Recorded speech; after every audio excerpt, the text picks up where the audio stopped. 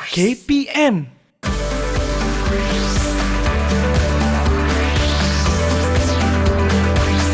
Didik TV KPM.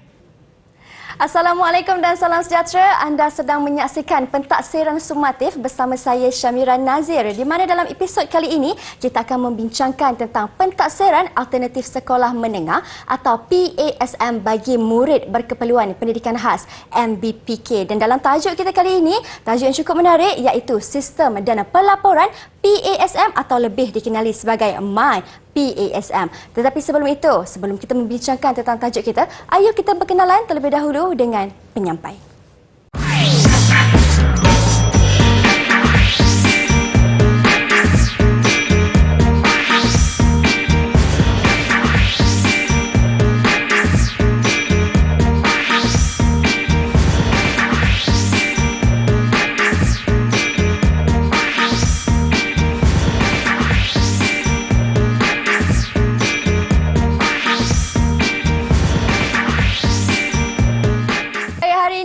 Kita bersama dengan seorang tetamu yang cukup luas pengalamannya untuk membincangkan tajuk kita pada hari ini. Beliau ialah Encik Hamzah Ishak, seorang penolong pengarah Sektor Pembinaan Instrumen Alternatif Lembaga Peperiksaan Kementerian Pendidikan Malaysia. Assalamualaikum Encik.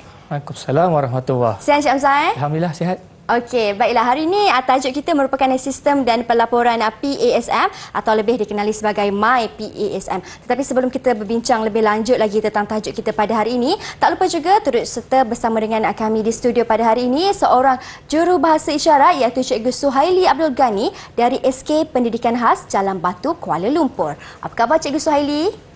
Sihat Cikgu Baik, terima kasih Cikgu kerana serta dengan kami pada hari ini. Baiklah Encik Hamzah, untuk kita tidak membuang masa lagi, apa sebenarnya yang dimasukkan dengan My PASM itu? Okay, terima kasih Mira.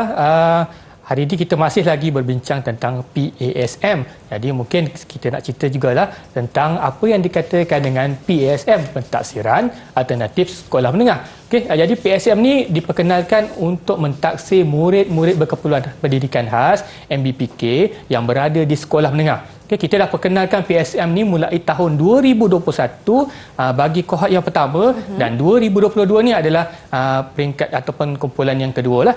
Okay, dan kita dalam mentaksir PASM ni kita kata ianya adalah satu bentuk pentaksiran yang autentik, berterusan, menggunakan teknologi sebagainya.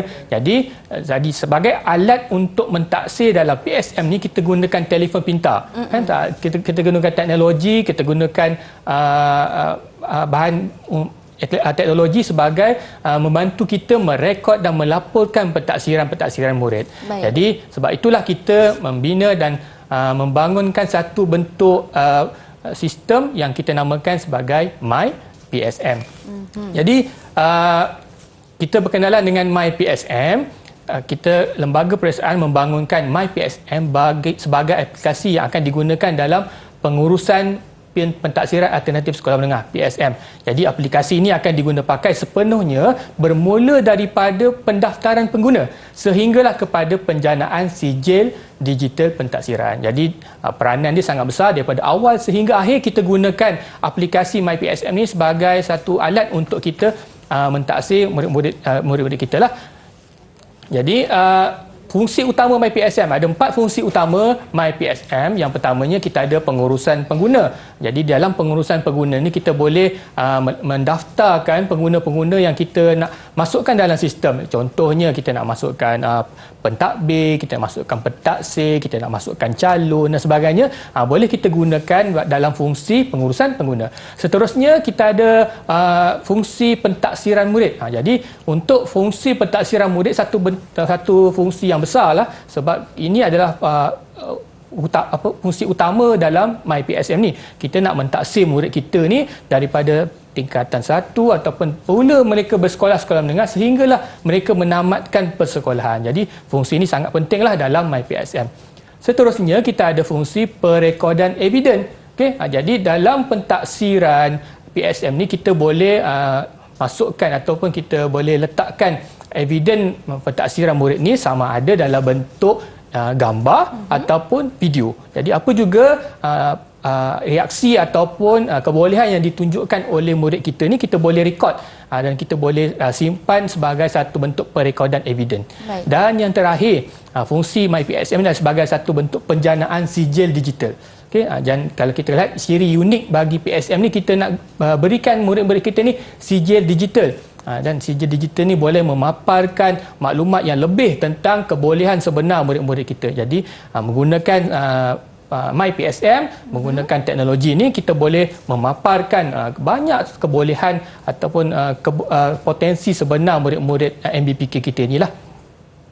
Seterusnya Mira, untuk pengurusan pengguna, dalam sistem kita ni kita boleh ada 4 perkara pentinglah dalam pengurusan pengguna. Yang pertamanya, kita boleh menentukan jenis pengguna dan akses. Contoh di peringkat lembaga periksaan, kita ni pengguna sebagai admin, kan?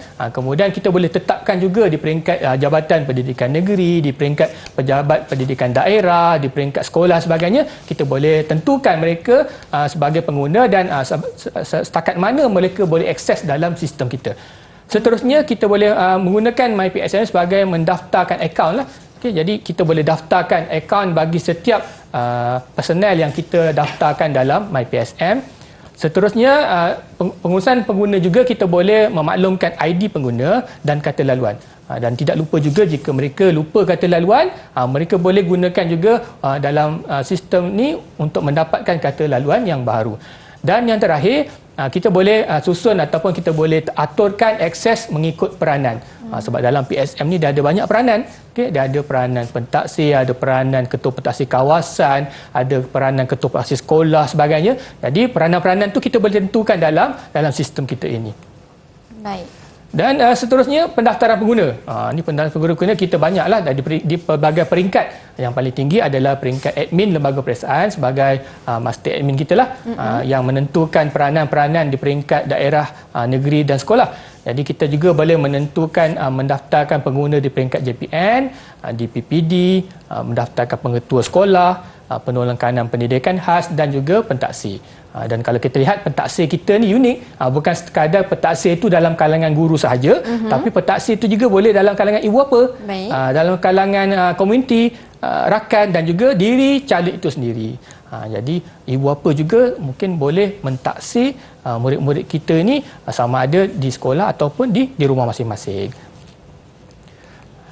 Dan bagi memberi kemudahan kepada pengguna-pengguna kita ni nak mendaftarkan sama ada personel yang menentukan sistem dan juga pentaksir, kita pautkan ataupun kita pautkan sumber maklumat itu daripada maklumat sedia ada, database sedia ada. Contoh yang pertama, maklumat sekolah. Maklumat sekolah ni memang dah ada dalam sistem maklumat pengurusan pendidikan, EMIS. Jadi kita cuma dapatkan maklumat itu daripada EMIS. Kemudian kalau kita nak daftarkan pentaksir, maklumat pentaksir ataupun lebih kita kenali sebagai maklumat guru, kita boleh dapatkan daripada sistem e-operasi KPM.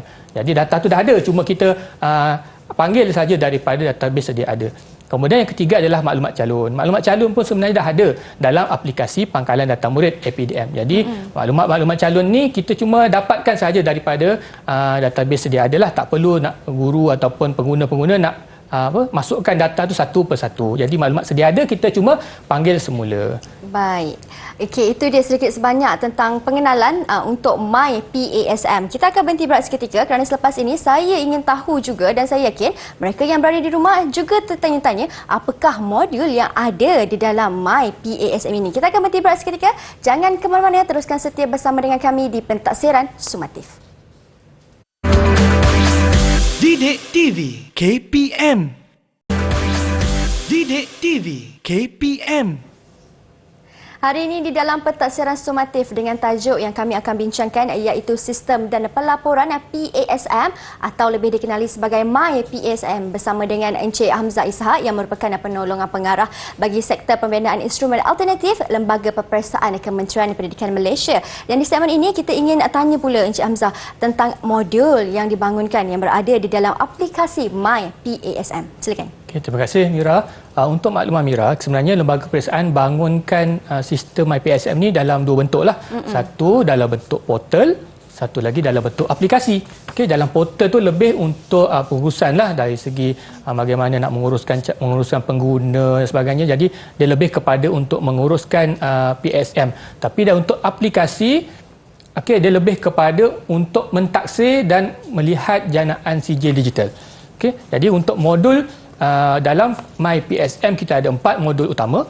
Yang pertamanya kita ada modul pentaksiran. Okay, jadi modul pentaksiran ni para pentaksir boleh melihat paparan seperti yang kita lihat inilah, sama ada mereka boleh lihat makluman ataupun pentaksiran. Jadi jika pentaksir nak melaksanakan pentaksiran, mereka hanya perlu memilih fungsi pentaksiran, kemudian mereka boleh pilihlah kelas mana yang mereka nak taksir, dan di bawah nama kelas yang mereka nak taksir itu ada senarai nama calon yang kita dah daftarkan di bawah kelas yang disebutkan di situlah. Jadi guru hanya pilih murid yang ada dalam sistem saja, dan pentaksiran boleh dilaksanakan selepas itu.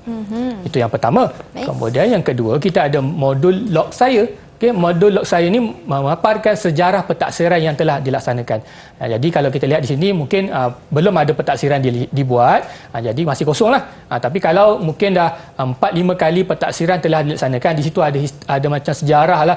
Pentaksiran pada bulan 5 telah dibuat, bulan 6 telah dilakukan. Jadi para pentaksir boleh lihat semula adakah pentaksiran mereka lakukan tu bagaimana, dan dia boleh rujuklah pentaksiran yang lepas. Seterusnya kita ada modul sijil digital. Jadi di sini sangat menariklah. Selepas pentaksiran kita laksanakan, kita sebenarnya boleh terus lihat kepada sijil. Berbanding dengan kalau peperiksaan, kita dah jawab peperiksaan bulan ni, mungkin nak dapat result tu, dapat keputusan tu mungkin lagi 2 bulan, 3 bulan baru dapat keputusan kan. Tapi untuk PSM ni uniknya, selepas saja pentaksiran dilaksanakan pada waktu itu, terus kita boleh dapat lihat sijilnya dalam bentuk sijil digital. Jadi di sini kita boleh pilih calon ataupun murid yang kita nak lihat sijil ataupun pelaporannya, dan kita boleh lihat terus dia punya carta ataupun sijil digital yang kita telah sediakanlah. Kalau kita lihat dalam paparan itu, kita ada satu pentaksiran telah dilaksanakan, ada satulah dia punya bar di situ kan, dia punya carta di situ, maknanya menunjukkan ada pentaksiran telah dilaksanakan dan ada kebolehan telah ditunjukkan oleh murid kita. Okey, jadi dia akan terus boleh berkembang ya, Mira, daripada hari ke hari, daripada bulan ke bulan, daripada tahun ke tahun. Baik.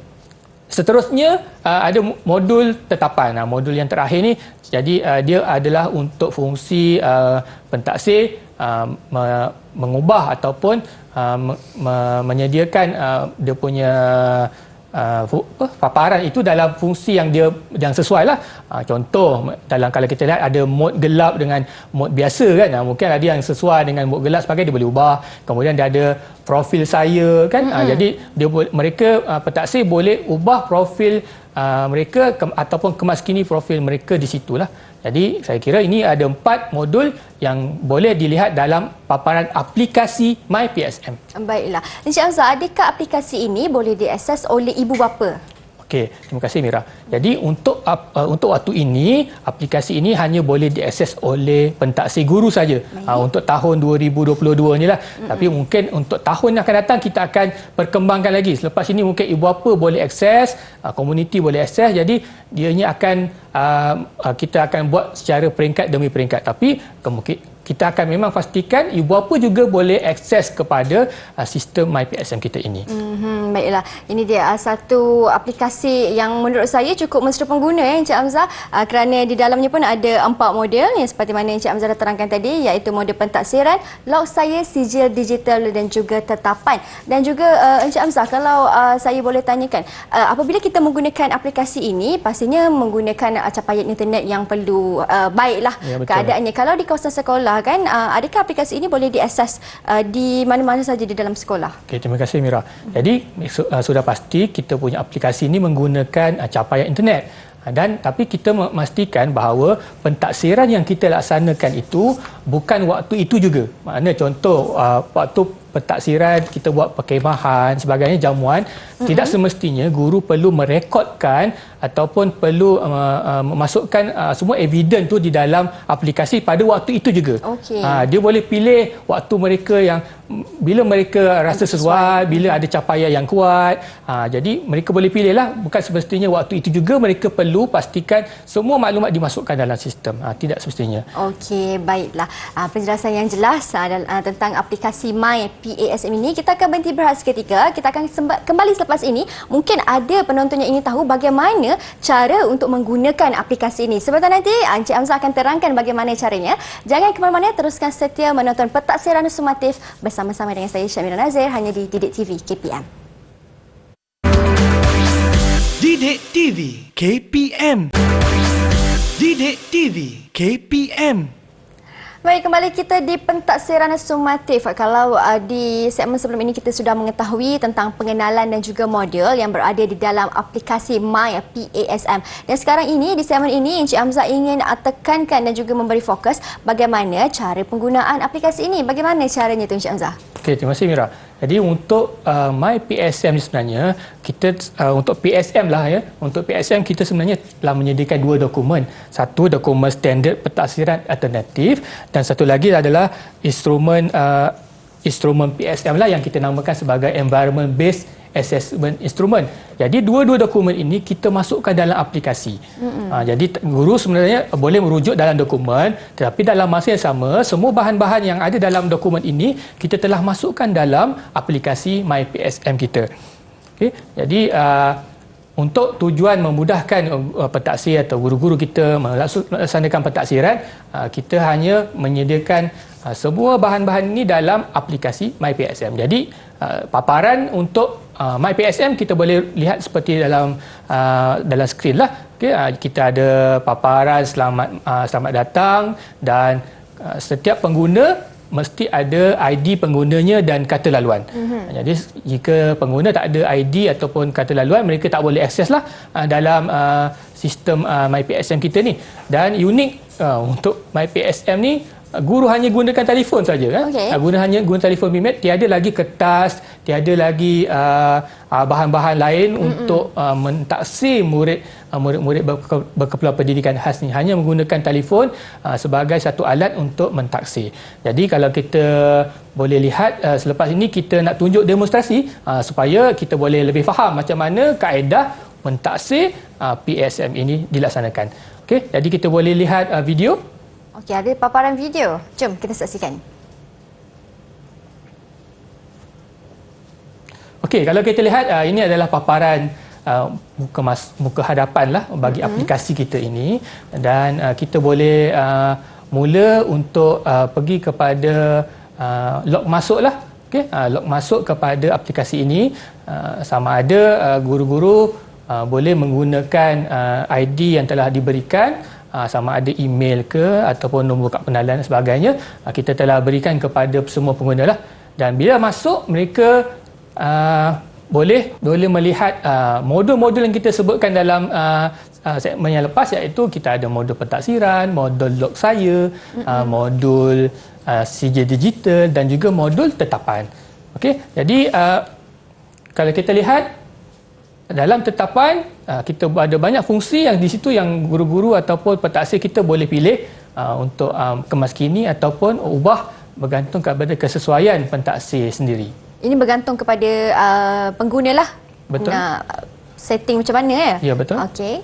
Jadi ni seperti yang kita sebut tadi, sama ada dia nak mode biasa ke, mode gelap ke, bergantung kepada kesesuaian pentaksir lah. Okey, seterusnya kalau kita lihat peranan ataupun fungsi utama adalah untuk mentaksir. Jadi kita pergi kepada modul pentaksiran. Okay, bila kita pergi kepada modul pentaksiran, kita boleh memilih dalam sesebuah sekolah tu pasti ada beberapa kelas lah. Ada kelas A, kelas B, kelas C dan sebagainya. Jadi guru perlu memilih kelas mana yang mereka nak taksir. Bila mereka pilih kelas, akan keluar senarai nama murid. Senarai nama calon. Jadi dalam ramai-ramai senarai murid tu, guru boleh pilih murid mana yang mereka nak taksir, kemudian boleh mulakan pentaksiran. Okey, jadi guru boleh pilih instrumennya yang bagaimana, okey, kemudian reaksinya bagaimana, konstruknya bagaimana dan standard kebolehannya bagaimana. Jadi guru hanya pilih sahaja dalam aplikasi. Okey, dan kita juga sediakan rujukan standard kebolehan supaya cikgu boleh lihat dululah kan, sebelum mereka menentukan standard kebolehan calon, dia boleh pilih dulu, dia boleh rujuk dulu, kemudian baru pilih standard kebolehan bagi murid tersebut. Okey, selepas dipilih standard kebolehan, mereka kena pilih kualiti sama ada cukup ataupun lebih. Okey, dan setelah kualitinya dah dipilih, kena masukkan evidence. Evidence ni buktilah kan. Mana kata kita telah melaksanakan pentaksiran tersebut. Jadi untuk evidence kita beri 3 pilihan. Sama ada guru ataupun pentaksir boleh masukkan URL ke, gambar ke ataupun video. Jadi untuk kali ini kita cuba masukkan gambar. Gambar itu sama ada gambar dalam sedia ada dalam kita punya telefon ataupun gambar live, gambar secara langsung lah. Waktu itu kalau kita ada murid tengah, waktu ini contoh murid tengah mencuci pinggan kan, kita boleh masukkan gambar murid tengah mencuci pinggan dan kita hantar. Bila hantar pentaksiran, kita boleh lihat secara rumusannya lah. Okey, lihat pentaksir lihat rumusannya. Kemudian kalau pentaksir dah setuju ataupun dia dah yakinlah pentaksirannya dihantar. Okey. Dan selepas itu mereka terus boleh lihat sijil digital. Mereka boleh lihat log saya lah. Okey, log saya ni memaparkan sejarah pentaksiran yang dilaksanakan. Jadi kalau pentaksiran tu dah dilaksanakan, sudah pasti ada dalam sejarah tu lah di log saya tu. Okey, kemudian kita pada modul sijil digital, ni yang sangat menarik. Makna kata selepas pentaksiran dibuat, kita terus boleh lihat pelaporannya, sijilnya. Okey. Jadi kita lihat di sini ada pentaksiran telah dilaksanakan. Okey, jadi itu prosesnya daripada awal, daripada nak log masuk sehinggalah pentaksiran itu dapat dilakukan. Dan lihat pelaporannya. Hingga ke pelaporannya. Ya, betul. Baik, kalau kita lihat daripada segi penjaminan kualiti itu pula, bagaimana penjaminan kualiti yang dimasukkan di dalam aplikasi itu dapat dilaksanakan? Okey, terima kasih Mira. Kita kata ini ada satu bentuk pensijilan kan. Kita ada satu standard lah supaya kita jaga supaya nanti bila murid-murid kita ini keluar, kita tak dipertikaikan lah kan. Calon kita ni bawa sijil, dia tak dipertikai sebab kita ada penjaminan kualiti yang kita laksanakan. Jadi untuk aplikasi ini sudah pasti pentaksir melaksanakan pentaksiran berdasarkan sekolah masing-masing, berdasarkan kelas masing-masing. Cumanya peranan pengetua sekolah. Okay, pengetua sekolah berperanan sebagai ketua pentaksir di sekolah. Jadi pengetua perlu memastikan setiap apa juga pentaksiran, evidence, standard kebolehan yang telah dimasukkan oleh pentaksir itu betul-betul menggambarkan kebolehan sebenar murid. Sebagai contoh, cikgu kita nak mentaksir tentang berpakaian murid. Okay? Bila lihat balik berpakaian, gambar evidennya bukan gambar berpakaian, gambar tengah makan. Jadi tak betul. Jadi kat situ peranan pengetua supaya dia boleh ubah. Dia boleh ubah evidence ke ataupun dia boleh minta pentaksir buat pentaksiran semula dalam My PSM ini. Jadi di situlah berlakunya penjaminan kualiti supaya memastikan apa juga pentaksiran yang telah dilaksanakan itu mematuhi akur kepada ketetapan yang kita telah lakukan. Okey, baik. Dan sekarang Encik Hamzah, mari kita teruskan dengan slide yang seterusnya. Okey, ini yang kita nantikan sekian lama untuk murid berkawal pendidikan khas ni, sebab kita kata sebelum 2021 mereka tak ada sijil kan. Mereka keluar sahaja daripada sistem persekolahan, hanya ada sijil berhenti sekolah. Jadi bila ada pelaksanaan PSM, sekurang-kurangnya mereka ada satulah dokumen pengiktirafan yang mereka boleh bawa keluar setelah berada dalam sistem pendidikan di Malaysia ni lah. Jadi untuk pelaporan ni kita boleh jana melalui sistem MyPSM saja. Okey, jadi untuk transkrip ini, untuk transkrip kita boleh jana terus dalam aplikasi kita, terus boleh lihat. Sebagai contoh, setelah sebulan ataupun 2 bulan pentaksiran itu dilaksanakan, pengetua nak lihat pentaksiran yang telah dilaksanakan untuk murid contoh Hamzah kan. Murid Hamzah ni macam mana dia punya pencapaian kebolehannya. Jadi pengetua boleh lihat, di situ kita boleh lihat sejarah pentaksiran yang telah dilaksanakan, siapa pentaksirnya, bila dia taksir kan, apa kebolehannya, apa evidennya. Jadi di situlah pengetua boleh lihat bagaimana pentaksiran telah dilaksanakan ataupun tidak. Seterusnya kalau kita lihat di sini kan kita mengeluarkan CJ fizikal. Okay, CJ fizikal yang dikeluarkan oleh lembaga peperiksaan dengan tanda tangan pengarah peperiksaan kami lah. Okey, jadi sijil ini, kualiti sijil kami ni sama macam kualiti sijil SPM. Betul, saya tengok hampir serupa kan? Ya, sama. Cumanya dia tak setara lah kalau kata sama ke dengan SPM. Sudah pasti dia berbeza lah. Cuma kualiti kertas, kualiti keselamatannya sama macam SPM. Jadi cuma yang kita bezakan adalah bagaimana kita melaporkan sijil ini. Kalau SPM kita melaporkan grade, kan kita ada grade A, B, C sebagainya. Tapi untuk sijil alternatif sekolah menengah ini kita melaporkan standard kebolehan. Jadi banyak standard kebolehan kita nak laporkan ni. Kalau ada 53 konstruk, ada 53 perkara yang kita nak laporkan tentang murid. Jadi tak cukuplah dengan satu muka surat kan. Jadi kita sediakan QR code di situ. Bila diimbas, kita akan dapat lihat sijil digital seperti yang di sebelah ni. Sepatutnya sijil digital ni dalam telefon lah kan, tapi kita print, kita tunjuk di sini supaya kita dapat lihat satu persatu bahawa dalam sijil digital tu kita letakkan domainnya apa, kan, outcome-nya apa, standard kebolehannya apa dan penyataan bagi setiap standard kebolehan yang kita nak paparkan atau kita nak maklumkan kepada masyarakat di luar sana. Jadi saya kira bila maklumat ini jelas, dia akan memberikan gambaran kepada kebolehan murid kita. Kan, kalau kadang-kadang murid-murid kita ni dia kadang tak boleh nak bercakap tentang diri dia. Kan ada murid-murid berkumpulan pendidikan khas kita ni, dia bila berhadapan dengan orang dia tak boleh bercakap. Contoh murid-murid autism, ada yang dia tak boleh bersosial kan. Dia cuma boleh cakap dengan sebahagian orang saja, ibu apa sebagainya, tapi bila dengan masyarakat, dengan majikan, dia sukar untuk berkomunikasi. Jadi bila dia ada dokumen ini, sebenarnya dokumen ini boleh bercakap bagi pihak dia. Kan dia boleh memaparkan sebenarnya banyak kebolehan dia ni kan. Banyak kebolehan yang kita boleh paparkan dalam sijil alternatif sekolah menengah ini. Ya, baik. Penjelasan cukup jelas daripada Encik Hamzah. Memandangkan kita sudah pun sampai ke penghujung rancangan, kita sudah tahu bagaimana aplikasi My PASM ini dilakukan. Sedikit rumusan atau kata-kata akhir daripada Encik Hamzah. Okey, terima kasih Miras. Untuk bagi slot ini kita hanya nak memberitahu masyarakat bahawa kita menggunakan aplikasi ini sebagai satu alat pentaksiran.